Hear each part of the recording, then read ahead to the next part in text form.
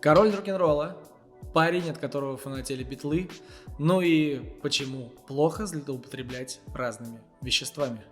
Приветствую, мои будущие историки, и с вами, как обычно, Роман Кляузов, канал Moments of History. Сегодня будет необычная личность, вообще неординарная личность и необычная для меня, потому что не то чтобы я очень сильно был фанатом данного человека, но этот человек оставил большой вклад в историю.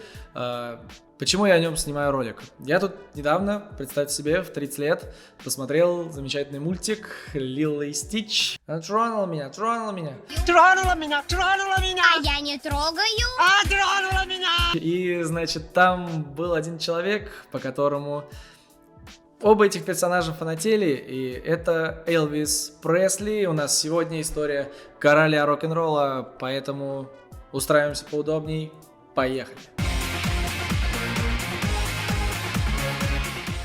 Элвис Аарон Пресли родился в 1935 году, причем имя Аарон изначально он получил от своего брата-близнеца, который погиб при рождении, потом он изменил его с Аарон на Аарон, и, в общем-то, вот так и вошел в историю как Элвис Аарон Пресли. Семья Пресли была из рабочего класса, жили они бедно, и, в общем-то, все, чего достиг Элвис Пресли, он достигал сам своим трудом. При этом он был очень религиозным человеком, потому что его семья постоянно посещала церковь, и там он приобщился к такому жанру, как госпел. Вообще, Пресли оказал огромное влияние на разные жанры.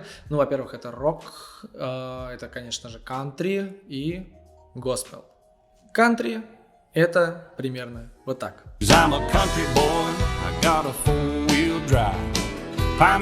А госпел — это жанр христианской духовной музыки. Звучит примерно вот так. Amazing grace, how sweet the sound.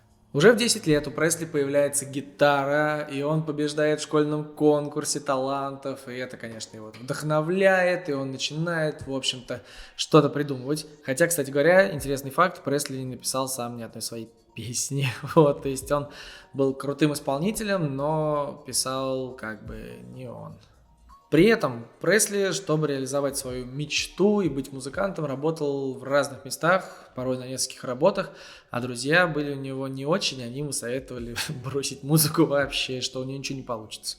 По музыке, кстати говоря, он в школе имел 3, и вообще он никогда вообще так и не выучил ничего связанного с музыкой в плане нотной грамотности, и он вообще о карьере певца даже долгое время не думал, он работал мусорщиком, получал, в общем, за это деньги, и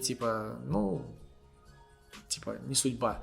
И, в принципе, музыкантом он стал, по сути, случайно, когда оказался на звукозаписывающей студии. Что же он там делал?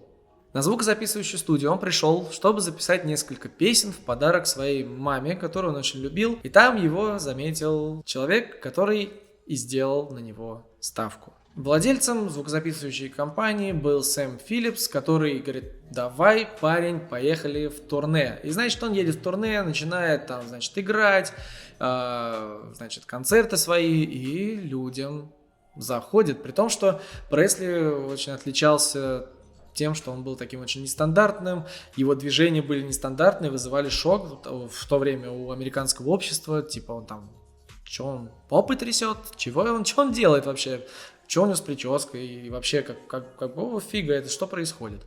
Вот. Но за счет этого он и привлекал к себе внимание, потому что он был нестандартным, он всю жизнь будет нестандартным, обладать огромной крутой харизмой, и люди будут просто в восторге смотреть на игру Элвиса Пресли. В итоге, записывая хиты, заключив контракт с звукозаписывающей компанией, получив очень большую часть фанатов, Пресли становится известным. Он начинает попадать на ток-шоу, звучать на радио, по телевидению, и фанаты сходят от него с ума, причем его популярность будет настолько большой, кстати, только в Америке, он больше, Америка, Канада, дальше он никуда, его популярность не перешла, это не помешало ему стать всемирно известной легендой, вот, и даже когда ему пришлось пойти служить в армию, он от этого никуда не делся, его популярность не то чтобы очень сильно упала. Да, там, конечно, появляются Битлз, которые начнут его немножечко так на второй план нужно отстранять, но при этом как бы его популярность останется вместе с ним после окончания службы, в которой произойдет не очень позитивное для него событие, умрет его мама. Смерть матери очень серьезно на него сказалась, он очень тяжело ее переживал, и ему с этим справиться помогла встреча с его женой, с которой он пробудет в браке несколько лет, но потом они разведутся, несмотря на то, что у него будет ребенок. Присцилла Бьюли станет его женой, значит, они пробудут в браке 6 лет, они дальше разведутся, а его дочь станет достаточно популярной в определенных кругах персоной. Звали ее Лиза Мария, и она будет сначала замужем за Майклом Джексоном, а затем за Николасом Кейджем. Такой вот разброс, что могу сказать, вот так. При этом, кроме музыкальной карьеры, Элвис Пресли еще и снимался в фильмах, между прочим, 31 фильм, и именно фильмы его сделали очень популярным. Такая история, кстати, часто бывает с певцами, когда фильмы очень серьезно их продвигают и поднимают, плюс от него еще были саундтреки к разным фильмам, в том числе в которых он снимался, и это тоже помогало ему как бы развивать свою карьеру и свое творчество.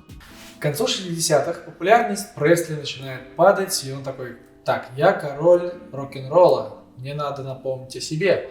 Поэтому он делает концерт, записывает его и выпускает свой первый ТВ-концерт 68 Comeback.